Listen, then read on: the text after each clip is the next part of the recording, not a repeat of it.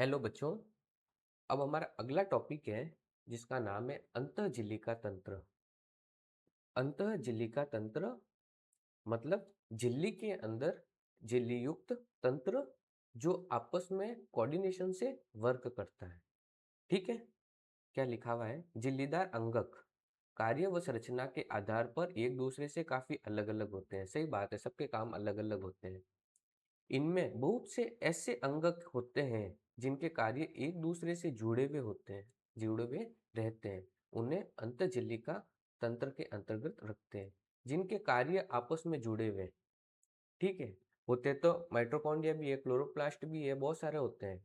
लेकिन ऐसे अंगक जिनके कार्य एक दूसरे से जुड़े हुए रहते हैं और वो आपस में समन्वय स्थापित करके कार्य करते हैं, उन ऑर्गेनेल्स को, उन अंगकों को हमने अंतःझिल्लिका तंत्र एंडोप्लाज्मिक सिस्टम के अंतर्गत रखा है। आई बात समझ में? तो एंडोप्लाज्मिक सिस्टम अंतःझिल्लिका तंत्र में कौन आता है? एंडोप्लाज्मिक रेटिकुलम, गोल्जी का है, गोल्जी कॉम्प्लेक्स, लेयन का है, लाइसोसोम और वैक्यूल राजधानी। इन चारों के कार्य आपस में समन्वय रूप से जुड़े हुए हैं। ये आपस में समन्वय स्थापित करते हैं। इस तंत्र के अंतर्गत अंतःप्रदवी जालिका, एंडोप्लाज्मिक रेटिकुलम, गोल्जी का है, लेयन का है और राजधानी वैक्यूल अंग आते हैं। ये क्यों आते हैं? क्योंकि ये आपस में समन्वय स्थापित करके कोऑर्डिनेशन से वर्क करते हैं, इसीलिए आते हैं।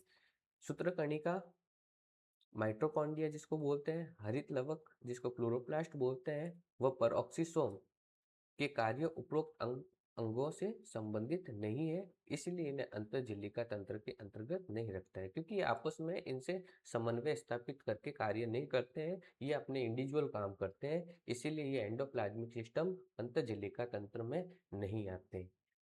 आई बात समझ में? तो एंडोप्लाज्मिक सिस्टम में कौन आता है? अंतःप्रदवी जालिका, गोल्जी का है, लेयन का है और वैक्यूल। आई बात समझ में बच्चों? अब सबसे पहला है हमारा अंतःप्रदवी जालिका, एंडोप्लाज्मिक रेटिकुलम। ठीक है, अंतःप्रदवी जालिका इसलिए इसको बोलते हैं क्योंकि एक तो ये मेम्ब्रेन के अंदर होती है, ठीक है, और जालिका जैसी दिखती है। ठीक है, अंतःप्रदवी जालिका कहाँ पे मिलेगी? कोशिका द्रव्य में। आई बात समझ में? इसलिए इसको बोलते हैं एंडोप्लाज्मिक रेटिकुलम। अगर हम बात करें, मेम्ब्रेन की बात करें, तो सबसे ज्यादा जो मेम्ब्रेन्स होती हैं वो इसी के पास होती है, अंतःप्रदवी जालिका के पास में ही सबसे ज्यादा मेम्ब्रेन होती है। क्या लिखा हुआ है? इलेक्ट्रॉन सूक्ष्मदर्शी से अध्ययन के पश्चात ये पता चला कि यूकैरियोटिक कोशिकाओं के कोशिका द्रव्य में चपटे, आपस में जुड़े हुए थैली युक्त छोटी नलिकावत जालिका तंत्र बिखरा हुआ रहता है, जिसे अंतःप्रदवी जालिका कहते हैं।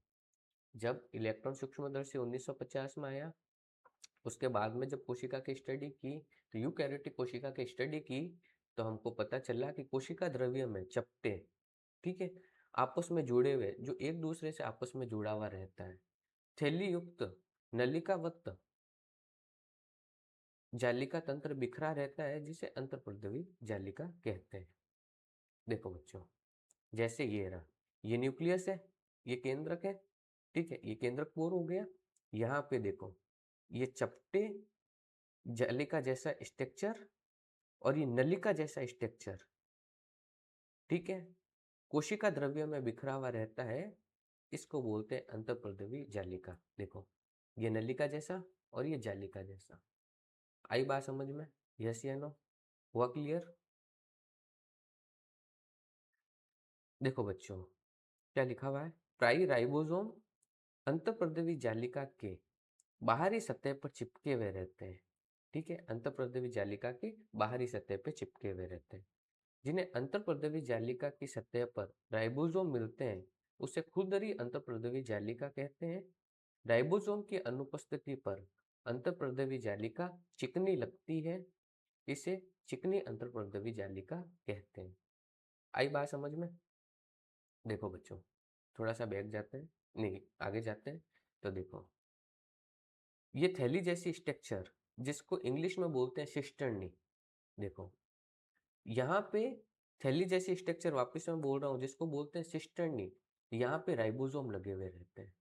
ठीक है, इसको क्या बोलते हैं? खुरदरी अंतर्प्रदेवी जालिका, जो कि किससे बनी होती है? चपटी थैली युक्त संरचना से मिलके बनी हुई होती है।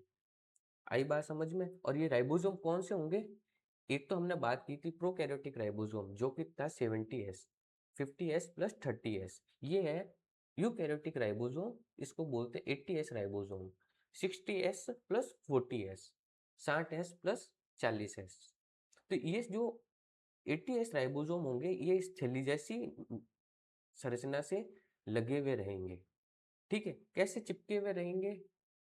एक अलग टाइप का प्रोटीन होता है, बेसिकली ग्लाइकोप्रोटीन। ग्लाइकोप्रोटीन किसको बोलेंगे? Carbohydrate plus protein, glycoprotein.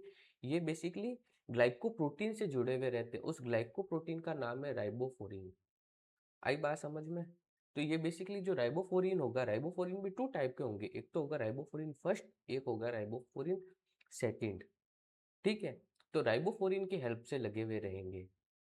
और वो भी कौन सी? इसकी जो बड़ी उप इकाई होगी 60S से जुड़े हुए रहेंगे। आई बात समझ में? 60S से जुड़े हुए रहेंगे। आपको कभी ये क्वेश्चन नहीं पूछेंगे, लेकिन मैं जानकारी के लिए बता देता हूँ कि जो राइबोसोम होंगे एक टाइप का ग्लाइकोप्रोटीन होता है जिसका नाम है राइबोफोरिन, उसकी सहायता से जुड़े हुए रहेंगे। आई कि नहीं आई बात समझ में? चिकनी अंतर्प्रद्रवी जालिका, ये देखो नलिका जैसा स्ट्रक्चर, और ये देखो जालिका जैसा स्ट्रक्चर। आई बात समझ में? तो ये देखो यहाँ पे देखो राइबोसोम बहुत सारे अटैच है। ये थैली जैसा स्ट्रक्चर है, पतली थैली नुमा स्ट्रक्चर जिसको बोलते हैं सिस्टर्नी। आई बात समझ में? क्या बोलते हैं? सिस्टर्नी। तो ये सिस्टर्नी से राइबोसोम जुड़े हुए हैं, और ये देखो नलिका जैसा स्ट्रक्चर, और यहाँ पे राइबोसोम अनुपस्थित है, तो ये चिकनी अंतर्प्रद्रवी जालिका बनाता है। आई बात समझ में? तो चिकनी अंतर्प्रद्रवी जालिका कौन बनाएगा? नलिका बनाएगा। और खुरदरी अंतर्प्रद्रवी जालिका कौन बनाएगा? सिस्टर्नी बनाएगा। आई के नहीं आई बात समझ में? इसको बोलते हैं ट्यूबुल्स, ट्यूब्यूल्स और नलिका। अब देखो यहाँ पे राइबोसोम तो नहीं जुड़ा हुआ है। अब मैंने राइबोसोम जब पढ़ाया था आपको, थोड़ा सा बैक्टीरिया में पढ़ा था, तो मैंने एक बात बोली थी वहां पे। मैंने क्या बोला था कि राइबोसोम का काम है प्रोटीन का संश्लेषण करना। तो यहाँ पे राइबोसोम है। ठीक है, तो इनका काम क्या हो गया? खुरदरी अंतर्प्रद्रवी जालिका का क्या काम हो गया? प्रोटीन का संश्लेषण करना। यस या नो? यहाँ पे राइबोसोम नहीं है तो प्रोटीन का तो करेगा नहीं, तो ये किसका करते हैं? लिपिड्स का करते हैं। और कुछ स्टेरॉयडल हार्मोन का भी करते हैं, जैसे टेस्टोस्टेरोन, ईस्ट्रोजन, प्रोजेस्टेरोन। इन सब का संश्लेषण कहाँ पे होता है? चिकनी अंतर्प्रद्रवी जालिका में। और खुरदरी अंतर्प्रद्रवी जालिका में प्रोटीन का संश्लेषण होता है। आई बात समझ में? यस या नो? बैक जाऊं मैं वापिस? देखो प्यारे बच्चों, क्या लिखा हुआ है? प्राय राइबोसोम अंतर्प्रद्रवी जालिका के बाहरी सतह पर चिपके रहते हैं। जिस अंतर्प्रद्रवी जालिका के सतह पर राइबोसोम मिलते हैं उसे खुरदरी अंतर्प्रद्रवी जालिका कहते हैं, क्योंकि राइबोसोम के कारण एनसीईआरटी ने ऐसा बोला खुरदरापन आता है। राइबोसोम की अनुपस्थिति पर अंतर्प्रद्रवी जालिका चिकनी लगती है, जो कि किससे मिलकर बनी होती है? ट्यूब्यूल से मिलकर बनी होती है, अतः इसे चिकनी अंतर्प्रद्रवी जालिका कहते हैं। आई बात समझ में? यस या नो? तो खुरदरी अंतर्प्रद्रवी जालिका किससे मिलकर बनी होगी? सिस्टर्नी से बनी होगी। उसके ऊपर राइबोसोम लगे होंगे जो कि प्रोटीन का संश्लेषण करेगी, क्योंकि राइबोसोम प्रोटीन का संश्लेषण करता है। चिकनी अंतर्प्रद्रवी जालिका पर राइबोसोम नहीं लगे हुए होते हैं, और वो नलिका की बनी हुई होती है, ट्यूब्यूल्स की बनी हुई होती है, इसलिए उसको चिकनी अंतर्प्रद्रवी जालिका कहते हैं। जो कोशिकाएं प्रोटीन का संश्लेषण एवं श्रावण में सक्रिय भाग लेती है उनमें खुरदरी अंतर्प्रद्रवी जालिका बहुतायत मिलती है, बहुतायत से मिलती है। आई बात समझ में? यस या नो? तो खुरदरी अंतर्प्रद्रवी जालिका है जो प्रोटीन का संश्लेषण करेगी। ठीक है, ये काफी फैली हुई और केंद्र के बाह्य झिल्लिका तंत्र तक फैली हुई रहती है। ठीक है, और सबसे बड़ी बात तो है कि जो न्यूक्लियर पोर होता है, जो जो जहाँ से ये खुरदरी अंतर्प्रद्रवी जालिका क्या होती है? ये न्यूक्लियस से लगी हुई रहती है, न्यूक्लियर पोर से लगी हुई रहती है। ये काफी फैली हुई और केंद्र के बाह्य झिल्लिका तंत्र तक फैली हुई रहती है, केंद्र के बाहर तक फैली हुई रहती है।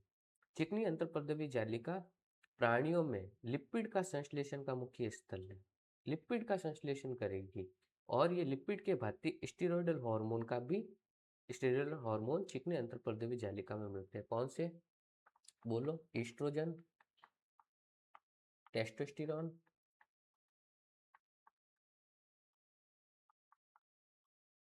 ठीक है, प्रोजेस्टेरॉन,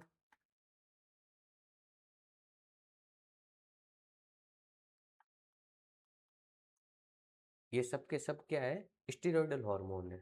तो खुरदरी अंतःप्रद्रवी जालिका का क्या काम है, प्रोटीन का संश्लेषण करना, और जो चिकनी अंतःप्रद्रवी जालिका है उसका क्या काम है, लिपिड का और स्टेरॉयडल हार्मोन का जो है संश्लेषण करना। आई बात समझ में? तो ये हो गया आपके एंडोप्लाज्मिक रेटिकुलम। आया कि नहीं आया समझ में बच्चों? बहुत बेसिक है, ऐसे ही क्वेश्चन बनते हैं और सीधे के सीधे क्वेश्चन बनते हैं, तो इसीलिए हमको अब ज़्यादा डिटेल में जाने की ज़रूरत नहीं है। आगे करूँ मैं?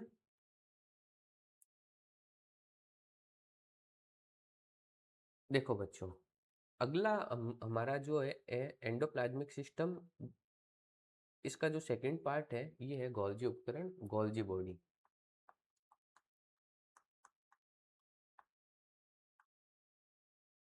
ठीक है, गोल्जी बॉडी को गोल्जी काय भी बोलते हैं, गोल्जी उपकरण। कैमिलो गोल्जी ने 1898 में, ये सन हमको याद रखना है, पहली बार केंद्र के पास, ठीक है, कौन सी सेल, नर्व सेल के केंद्र के पास, ठीक है, जो नर्व सेल थी तंत्रिका कोशिका, तंत्रिका कोशिका के केंद्र के पास में घनी, रंजित, घनी, डेंस, रंजित, डार्क, जालिकावत संरचना तंत्रिका कोशिका में देखा। आई बात समझ में? जिन्हें बाद में उनके नाम पर गोल्जी काय कहा गया, जैसा पहले दे रखा था चित्र में। यह बहुत सारी चपटी डिस्क आकार की थैली, ये भी सिस्टर्नी से या फिर कुंड से मिलके बनी होती है, जिनका व्यास 0.5 माइक्रोमीटर से 1 माइक्रोमीटर तक होता है। ये भी हमको याद रखना है। तो जो गोल्जी का है इसका व्यास कितना रहेगा, 0.5 माइक्रोमीटर से 1 माइक्रोमीटर। ये एक दूसरे से समांतर ढेर के रूप में मिलती है, ये देखो, ये ढेर के रूप में मिलेगी। आई बात समझ में? ये ढेर के रूप में मिलेगी, ये एक दूसरे से समांतर ढेर के रूप में मिलती है, जिसे जालिका काय कहते हैं। गोल्जी काय में कुंडों की संख्या अलग अलग होती है, सही बात है, इनकी सबकी संख्या है जो अलग अलग होगी, इसमें कितनी होगी, इसमें कितनी होगी। गोल्जी कुंड केंद्र के पास सकेंद्रित व्यवस्थित होती है, केंद्र के पास में व्यवस्थित होती है, जिनमें निर्माणकारी सतह उत्तरोत्तर शीर्ष और परिपक्व सतह उत्तलावतल ट्रांस होती है। ठीक है, जो न्यूक्लियस के पास में रहेगी उसको तो बोलेंगे सिस, ठीक है, ये वाली सिस है, और जो न्यूक्लियस से दूर रहेगी इसको बोलेंगे ट्रांस। आई बात समझ में? तो ये सिस की वेसिकल्स है या नहीं है, ये सिल्स की वेसिकल्स है और ये ट्रांस की वेसिकल्स है। आया समझ में? अंगक सिस व ट्रांस पूर्णतः अलग होते हैं, लेकिन ये आपस में जुड़े हुए रहते हैं, अलग अलग होते हैं लेकिन आपस में जुड़े हुए रहेंगे। गोल्जी काय का मुख्य कार्य द्रव्य को संवेष्टित कर अंतर कोशिकीय लक्ष्य तक पहुंचाना है, कोशिका के बाहर पहुंचाना है, या कोशिका के बाहर श्रवण करना है। आई बात समझ में? संवेष्टित द्रव्य अंतःप्रद्रवी जालिका से पुट्टिका के रूप में गोल्जी काय के शीर्ष सिरे से संगठित होकर परिपक्व सतह की ओर गति करते हैं। सही बात है। तो यहाँ पे हमारा न्यूक्लियस होगा, यहाँ पे हमारी एंडोप्लाज्मिक रेटिकुलम होगी, ठीक है। एंडोप्लाज्मिक रेटिकुलम से क्या बनता है, खुरदरी एंडोप्लाज्मिक रेटिकुलम जो होती है उससे क्या बनता है, बताओ बच्चों, प्रोटीन बनता है, और चिकनी से क्या बनता है, लिपिड बनता है, ठीक है। वो प्रोटीन जो होगा वेसिकल के फॉर्म में होगा, और लिपिड भी वेसिकल के फॉर्म में जाके ये सिस वाली से फ्यूज हो जाएगा। आई बात समझ में? फिर यहाँ पे ये क्या करेगा, यहाँ पे ये प्रोटीन का ग्लाइकोप्रोटीन बन गया, लिपिड का ग्लाइकोलिपिड बन गया। आई कैन ये बात समझ में? सारे के सारे प्रोटीन नहीं जाएंगे, कुछ प्रोटीन जाएंगे जिसका ग्लाइको यहाँ पे कार्बोहाइड्रेट का टैग लग जाएगा। आई बात समझ में? तो कुछ ग्लाइकोलिपिड बन गया और कुछ ग्लाइकोप्रोटीन बन गया। आई बात समझ में? फिर वो ग्लाइकोप्रोटीन और ग्लाइकोलिपिड क्या हो जाए वेसिकल में वापस से इसके ट्रांस सिरे पे आएगा, फिर वो सेल के बाहर पहुंचना होगा तो सेल के बाहर पहुंचना हो जाएगा, और किसी टारगेट ऑर्गेनिल में जाना होगा तो वो किसी टारगेट ऑर्गेनिल में रूपों में चला जाएगा। आई बात समझ में? यहाँ पे निर्माण होता है इसीलिए इसको निर्माणकारी सतह भी बोला जाता है। आया कि नहीं आया बात समझ में? ये रहा निर्माणकारी सतह। और यहाँ पे परिपक्व होके आगे चला जाता है जहाँ पे जिस टारगेट पे इसको जाना हो, इसीलिए इसको परिपक्व सतह भी बोलते हैं। ये वाला सिस हो गया, ये वाला ट्रांस हो गया। संवेष्टित अंतःप्रद्रवी जालिका से पुट्टिका के रूप में वेसिकल के फॉर्म में गोल्जी काई के शीर्ष सिरे, सही बात है, ये शीर्ष सिरा है, यहाँ पे शीर्ष सिरे से संगठित होकर परिपक्व सतह की ओर गति करते हैं, ट्रांस की ओर गति करते हैं, जो कि आपस में अलग अलग होंगे लेकिन आपस में जुड़े हुए रहेंगे। इससे स्पष्ट होता है कि गोल्जी काय का अंतःप्रद्रवी जालिका से निकटतम संबंध है। अंतःप्रद्रवी जालिका पर राइबोसोम द्वारा प्रोटीन का संश्लेषण होता है, जो गोल्जी काय के ट्रांस सिरे से निकलने से पूर्व इसके कुंड में रूपांतरित हो जाता है। इसके कुंड में रूपांतरित हो जाता है किसमें? ग्लाइकोप्रोटीन में। इसलिए क्या लिखा हुआ आगे वाली लाइन? गोल्जी काय ग्लाइकोप्रोटीन व ग्लाइकोलिपिड का प्रमुख स्थल है। कई बार नीट में पूछा गया है, तो गोल्जी काय ग्लाइकोप्रोटीन और ग्लाइकोलिपिड का प्रमुख स्थल है। आई बात समझ में? कैसे है कि वेसिकल्स प्रोटीन के फॉर्म में फ्यूज होगी, सिस वाले सिरे से अंदर जाएगी, कार्बोहाइड्रेट का टैग लग जाएगा तो क्या बन जाएगी? ग्लाइकोप्रोटीन। फिर ट्रांस वाले सिरे से जो है वेसिकल्स वापस फ्यूज होकर अपना जो भी है टारगेट है वहां पे चली जाएगी। लिपिड के साथ भी ऐसा कैसा होगा? यस या नो? आया कि नहीं आया समझ में? तो इससे जो क्वेश्चन बनना होगा, सबसे पहले कैमिलो गोल्जी ने, ठीक है, 1898 में कहाँ पे देखा? नर्व सेल में देखा। आकार क्या? 0.5 से 1 माइक्रोमीटर है, ठीक है।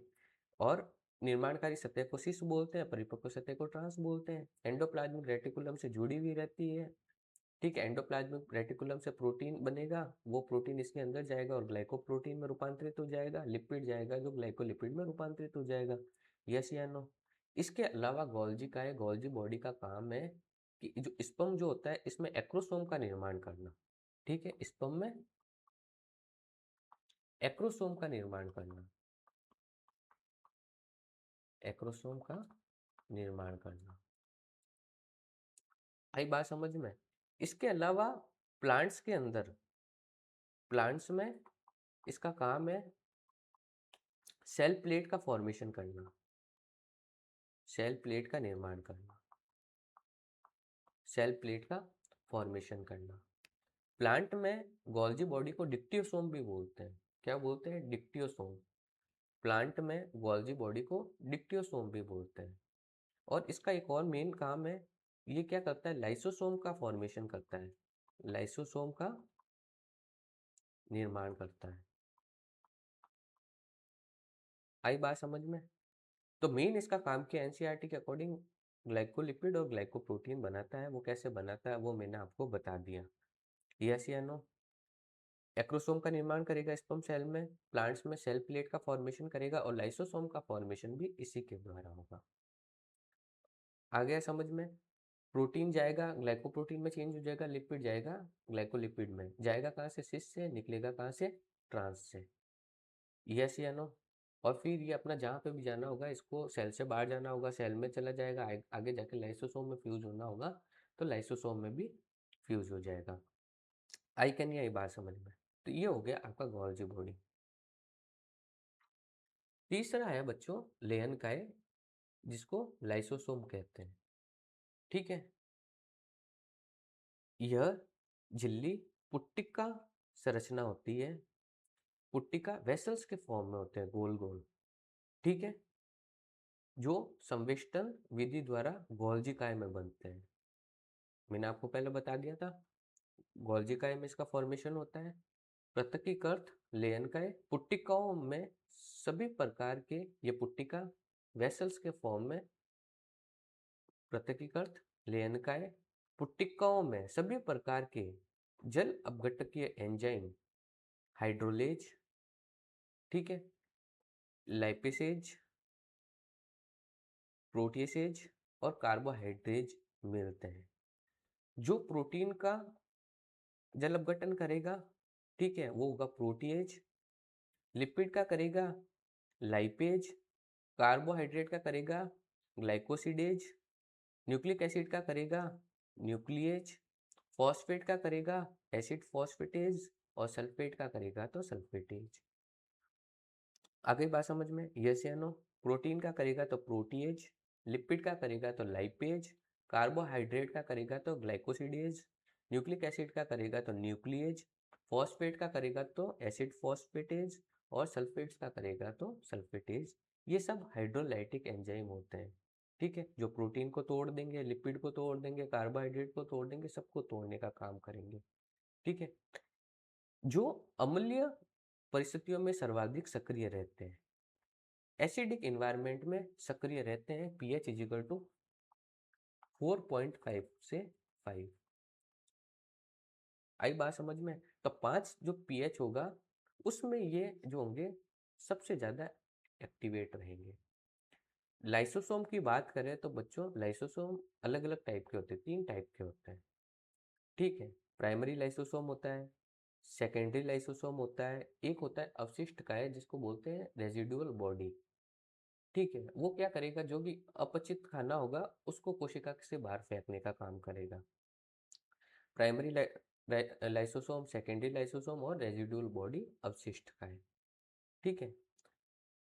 इसको बोलते हैं suicidal bag of the cell भी बोलते हैं, ठीक है, कोशिका की आत्मघाती थैली। कई बार क्या होता है कि जो बूढ़ी कोशिका होती है, जिस कोशिका की एज हो जाती है, ठीक है, मैंने आपको कोशिका मृत्यु का फिनोमिना वहां पे बताया था, ठीक है, एक आपको नाम दिया था। जब प्लाज्मा मेम्ब्रेन पढ़ाई थी तब मैंने कोशिका मृत्यु सेल डेथ का वहां पे बताया था। मैंने क्या बताया था? फ्लिपेज और फ्लॉपेज एंजाइम के कारण होता है, फ्लिप फ्लॉप जिसको बोलते हैं मूवमेंट, ठीक है। तो लाइसोसोम को आत्मघाती थैली बोलते हैं। कई बार क्या होती है कि जो सेल होती है वो, मैं लिख देता हूँ यहाँ पे आत्मघाती थैली, suicidal bag of the cell. तो कई बार सेल क्या होती है, सेल में इंजुरी हो जाती है या सेल बूढ़ी हो जाती है या फिर वो इतना काम नहीं करती है, ठीक है। तो लाइसोसोम क्या करता है कि ये लाइसोसोम की जो मेम्ब्रेन होती है ना, तो लाइसोसोम क्या करता है कि अपनी ये मेम्ब्रेन को क्या करता है कि तोड़ देता है, ठीक है, इसकी मेम्ब्रेन को ब्रेक कर देता है। तो इसकी मेम्ब्रेन जो होगी ब्रेक हो जाएगी, तो सारे के सारे हाइड्रोलाइटिक एंजाइम है, जो जल अपघटनीय एंजाइम है, वो हमारे बाहर आ जाएंगे, ठीक है। तो वो हमारे बाहर आ गए तो वो क्या करेंगे कि पूरी की पूरी सेल को ही पचा लेंगे, जिसको बोलते हैं ऑटोलाइसिस। आई बात समझ में? क्या बोलते हैं? ऑटोलाइसिस। आत्मघाती थैली क्यों बोलते हैं? कि जो हमारे काम की जो कोशिका नहीं है, तो क्या करेगा लाइसोसोम, अपनी मेम्ब्रेन को तोड़ देगा। अपनी मेम्ब्रेन को तोड़ेगा तो ये जितने भी इसके अंदर जल अपघटनीय एंजाइम है, हाइड्रोलाइटिक एंजाइम, ये सब के सब बाहर आ जाएंगे। और ये सब बाहर आके क्या करेंगे कि सारे के सारे ऑर्गेनिल्स हैं जो पूरी की पूरी सेल का क्या कर देंगे, पचा लेंगे। उसको बोलते हैं ऑटोलाइसिस। आई बात समझ में? इसी को बोलते हैं प्रोग्राम्ड सेल डेथ भी बोलते हैं, कि एक प्रोग्राम बना के सेल की डेथ कर दी, क्योंकि सेल की भी तो मृत्यु होती है। आई कि नहीं आई बात समझ में? तो ये है लाइसोसोम। तो देखो, अगर ये स्ट्रक्चर देखें तो ये बार मेम्ब्रेन और इसके अंदर हाइड्रोलाइटिक बहुत सारे एंजाइम। आई बात समझ में? ये देखो, ये रहा मेम्ब्रेन से बाउंड और इसके अंदर हाइड्रोलाइटिक एंजाइम। तो आत्मघाती थैली क्यों बोलते हैं? क्योंकि ये अपनी ही सेल को मार देता है। कैसे मारता है? ऑटोलाइसिस करता है अपनी सेल मेम्ब्रेन, नहीं, अपनी जो लाइसोसोम अपनी मेम्ब्रेन को, सेल मेम्ब्रेन तो नहीं, लाइसोसोम जो है अपनी मेम्ब्रेन को तोड़ देता है। और अपनी मेम्ब्रेन को तोड़ने के बाद में तो सारे के सारे जो होंगे हाइड्रोलाइटिक एंजाइम बाहर आ जाएंगे। उससे क्या होगा कि सेल की डेथ हो जाएगी, जिसको एपोप्टोसिस भी बोल सकते हैं, प्रोग्राम सेल डेथ भी बोल सकते हैं। यस या नो? कोशिका मृत्यु का फिनोमिना है ये। तो वापिस से मैं बता देता हूँ, प्रोटीन को जो तोड़ेगा प्रोटीएज, लिपिड को तोड़ेगा लाइपेज, कार्बोहाइड्रेट को जो तोड़ेगा ग्लाइकोसिडेज, न्यूक्लिक एसिड को तोड़ेगा न्यूक्लिएज, फॉस्फेट को जो तोड़ेगा एसिड फॉस्फेटेज और सल्फेट को जो तोड़ेगा सल्फेटेज। तो बेसिकली ये सब के एसिडिक मीडियम पे pH 5 पे ये जो होंगे मोस्ट एक्टिव होंगे। ये enzyme carbohydrate, lipid, protein, nucleic acid in सब के पाचन में सक्षम होते हैं। यस या नो? आगे बात समझ में, कहाँ से बनेगा? गोल्जी बॉडी से बनेगा।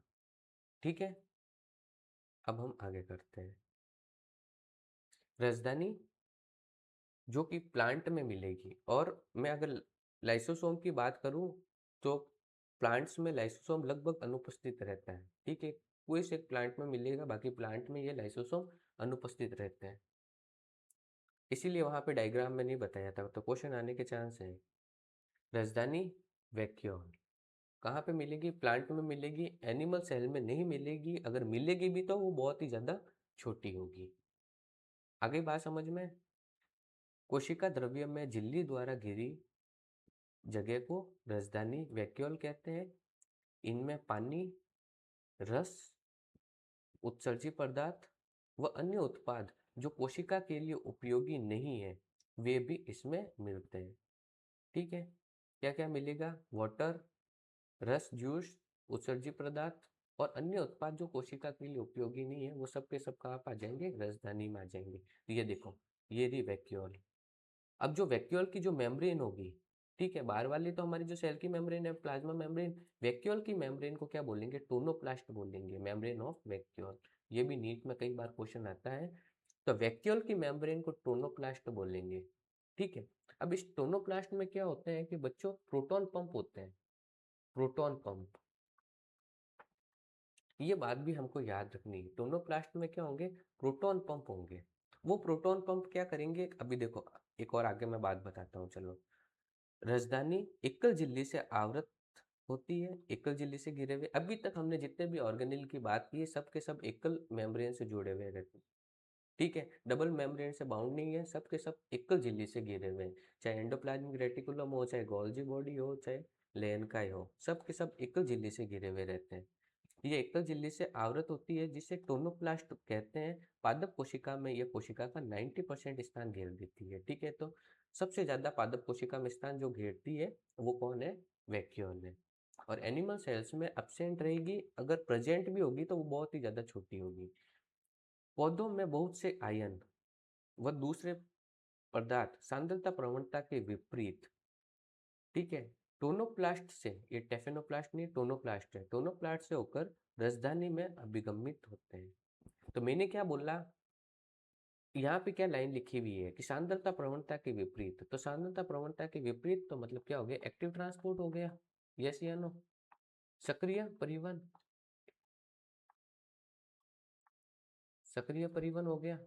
तो सक्रिय परिवहन में ऊर्जा की आवश्यकता होती है, सही बात है। तो वो ऊर्जा कौन देगा? प्रोटॉन पंप देगा। और ये प्रोटॉन पंप कहाँ पे प्रेजेंट रहते हैं? टोनोप्लास्ट। ठीक है, टोनोप्लास्ट में प्रेजेंट रहते हैं, और ये क्या करेंगे कि ऊर्जा देने का काम करेंगे, ताकि ये जो आयन्स हैं और दूसरे जो पदार्थ है वो कॉन्सेंट्रेशन ग्रेडियंट के विपरीत काम करें, सांद्रता प्रवणता के विपरीत काम करें। आगे बात समझ में, फिनोमिना पूरा का पूरा। तो टोनोप्लास्ट में प्रोटॉन पंप मिलते हैं। तो यहाँ पे क्या होता है? एटीपी आएगा, और एटीपी क्या करेगा कि उसको सांद्रता प्रवणता के विपरीत, जब भी तो हमारा एक्टिव ट्रांसपोर्ट होगा। इस कारण से इनकी सांद्रता राजधानी में कोशिका द्रव्य की अपेक्षा काफी अधिक हो जाती है। सही बात है, जब एक्टिव ट्रांसपोर्ट करेगा तो कम से ज्यादा की तरफ जाना, एक्टिव ट्रांसपोर्ट वही है, तो यहाँ पे कॉन्सेंट्रेशन ज्यादा आ जाएगी और कोशिका द्रव्य में यहाँ पे कम हो जाएगी। यस या नो? आई बात समझ में? अमीबा में संकुचनशील राजधानी उत्सर्जन के लिए महत्वपूर्ण है। ठीक है, ये बेसिकली क्या करती है कि वाटर को पंप करने का काम करती है बाहर, क्योंकि अमीबा तो दिन भर पानी में ही रहता है, वाटर को बाहर भेजने का काम करेगी संकुचनशील राजधानी, जो कि उत्सर्जन में सहायक है, एक्सक्रीशन में सहायक है। तो अमीबा में क्या मिलेगा? कॉन्ट्रेक्टाइल वैक्यूल, संकुचनशील राजधानी। यस या नो? आगे बात समझ में? ये देखो, उत्सर्जन करने का काम कर रही है, ये अमीबा है बेसिकली। बहुत सारी कोशिका जैसे आद्य जीव प्रोटिस्टा में खाद्य राजधानी फूड वैक्यूल मिलती है। फूड वैक्यूल खाद्य राजधानी का निर्माण खाद्य पदार्थों को निगलने में होता है। आगे एक बात समझ में, तो अमीबा में कॉन्ट्रैक्टाइल वैक्यूल मिलती है, कई बार क्वेश्चन आता है, जिसको संकुचनशील राजधानी कहते हैं, जो कि उत्सर्जन में कार्य करती है। ठीक है। ऑस्मो रेगुलेशन का भी कार्य करती है, परासरण नियमन का भी कार्य करती है।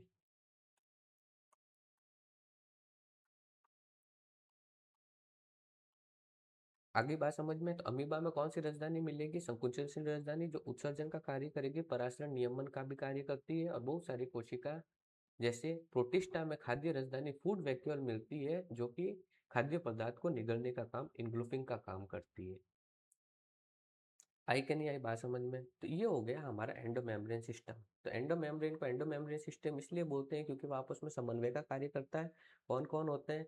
अंतःपर्दवी जालिका होती है, गोल्जी बॉडी होती है, लेयनकाय होता है, और राजधानी होती है। तो ये चार आपस में समन्वय का कार्य करते हैं, समन्वय स्थापित कर देते हैं, आपस में जुड़े हुए रहते हैं। जब भी तो अंतःपर्दवी जालिका से जो प्रोटीन बना, वो प्रोटीन वेसिकल्स में फ्यूज होके कहाँ पे चला गया था? गोल्जी बॉडी में। फिर वहां से ग्लाइकोप्रोटीन बन गया। ठीक है। अब वो ग्लाइकोप्रोटीन कहाँ पे आ जाएगा? या तो सीधा जहाँ पे उसको पहुंचना होगा वहां पे पहुंच जाएगा, या फिर वो लाइसोसोम में आ जाएगा। यस या नो? फिर लाइसोसोम में अगर उसका अपघटन होगा, होना होना होगा, तो वो भी हो जाएगा, जो भी होना होगा वो हो जाएगा। या तो बाहर जा सकता है कोशिका के बाहर, या फिर लाइसोसोम में फ्यूज हो सकता है। यस या नो? ठीक है। तो ये हो गया आपका एंडोमेम्ब्रेन सिस्टम, अंत झिल्लिका तंत्र। अब आगे जो होगा माइटोकॉन्ड्रिया, वो हम नेक्स्ट पार्ट में करेंगे। ठीक है बच्चों? ठीक है।